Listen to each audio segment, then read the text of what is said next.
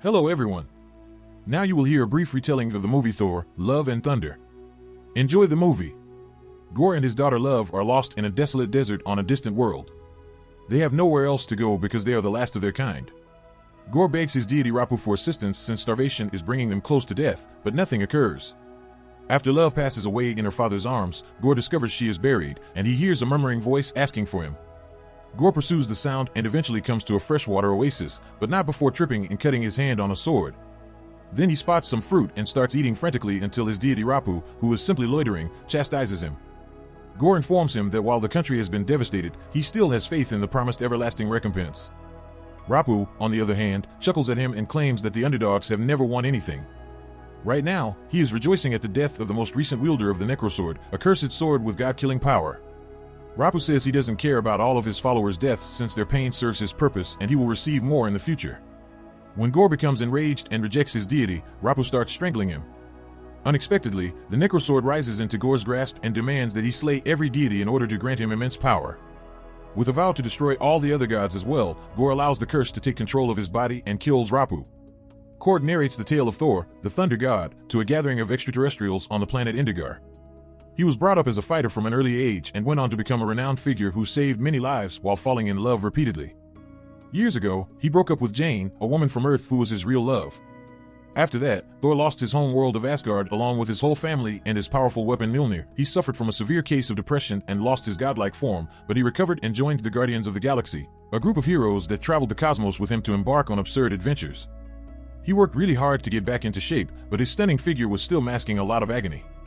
He no longer looks for love and just shows himself when he's needed in combat. Not far away, the Guardians are fighting ferociously against invading birds and not coming out on top.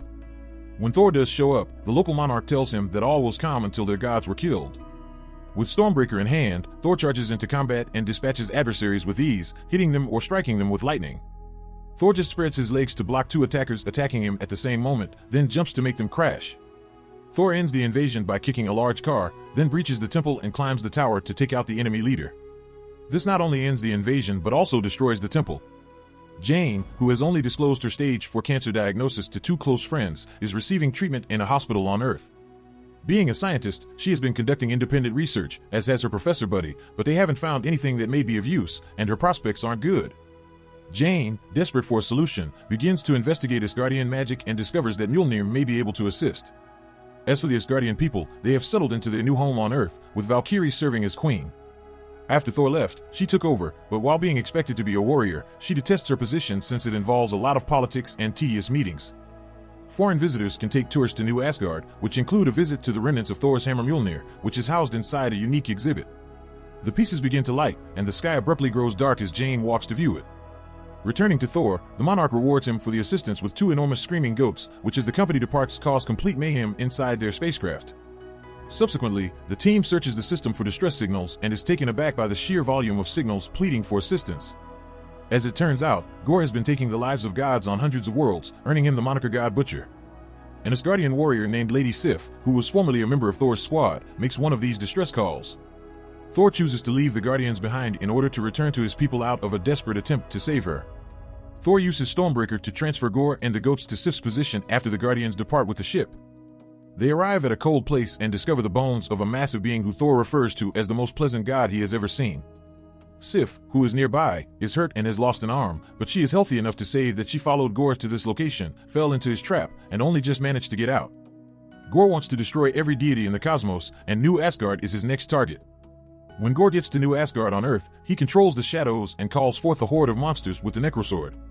In a matter of seconds, flames start to spread throughout the city and mayhem ensues. Valkyrie arrives on her Pegasus and begins using her sword to battle the creatures. Thor soon makes an appearance as well, joining the battle as Korg transports Sif to safety.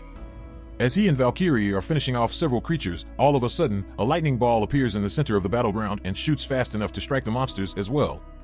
When Thor recognizes its Mjolnir and summons it, the hammer rejects him and travels to its new owner after defeating another monster. Wearing Thor's armor, this lady wields Mjolnir expertly, splitting it into several parts so it may strike several enemies at once before regaining its original shape. Thor is astonished to discover that the woman is Jane when she removes her helmet. A flashback reveals their past friendship. At first, their relationship appeared to be ideal as they got along well and experienced many joyful times together. Thor even implored Mjolnir to swear it would always guard Jane one inebriated night, and the hammer shone in agreement. But as time went on, their distance increased as Jane was a well-known scientist and Thor was constantly preoccupied with his duties.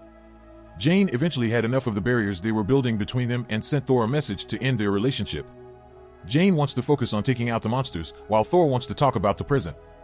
Gorr appears to Thor at that very time, and he starts battling him with the Necrosword. Thor attempts to protect himself, but Gorr merely smashes him against the car and uses a monster to keep him down after they trade a few blows. Then, as Gorr tries to see Stormbreaker, Thor becomes enraged and uses his lightning powers to break free from the monster and hurl Gorr away. Gorr decides to vanish after realizing he is at a disadvantage as Thor unleashes lightning at him while Jane and Valkyrie seem to be behind him. But the shadows are still there, and they send a swarm of monsters into children's chambers with the intention of robbing them. Before long, a cage-like creature encloses every Asgardian child. When Thor and Jane attempt to pursue it, Gorr teleports the cage out of the way. To determine what to do next, Valkyrie calls a conference of all the Asgardians.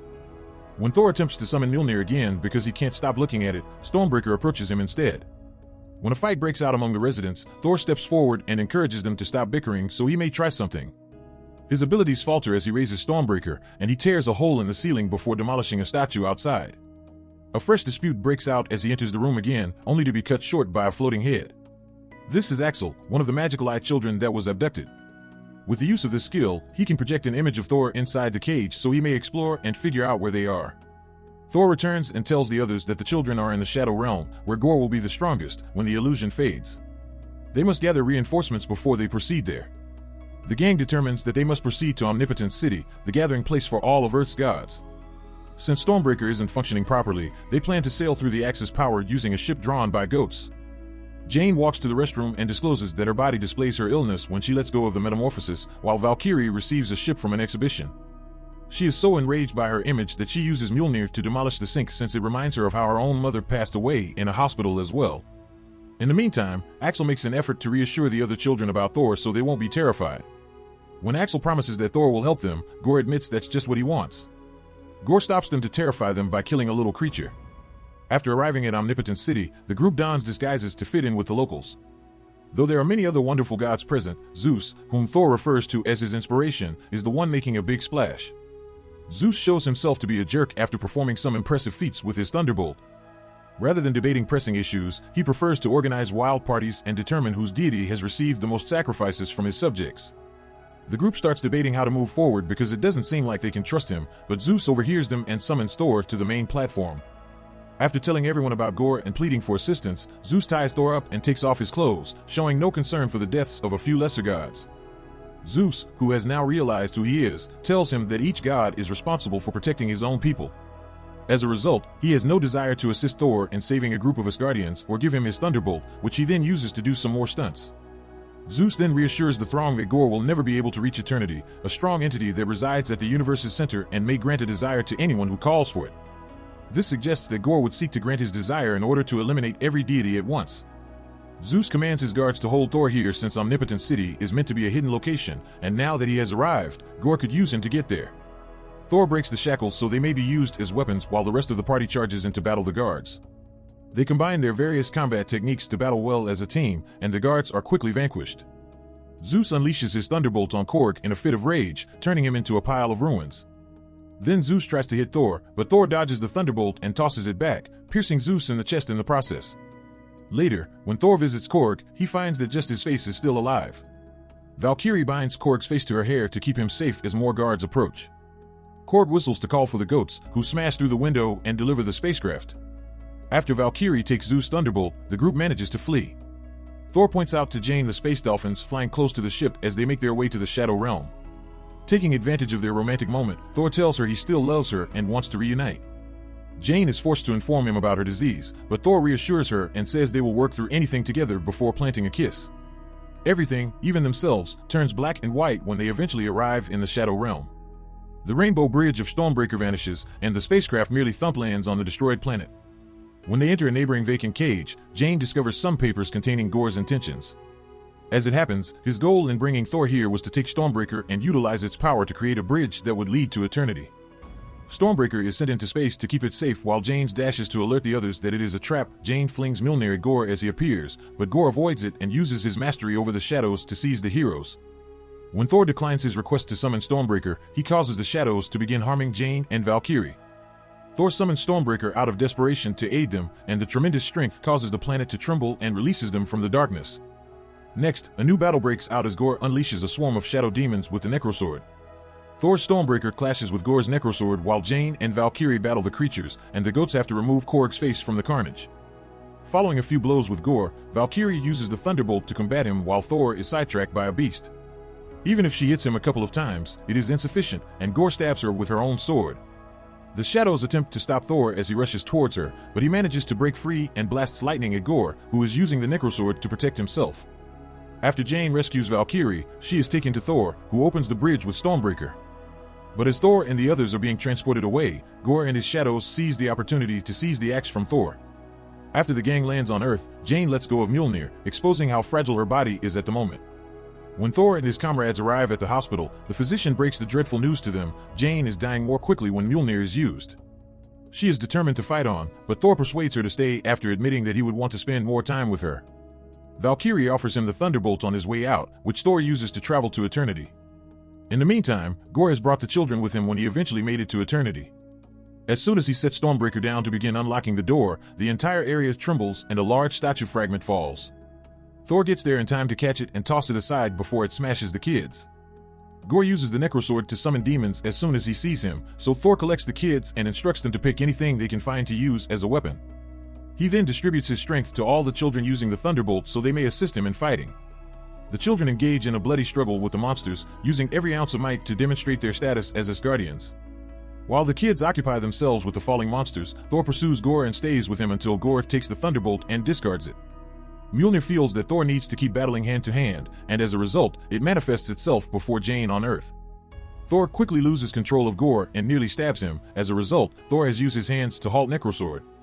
In an attempt to force Gorr to stop dating her boyfriend, Jane tosses Mjolnir at him while she rides Valkyrie's Pegasus.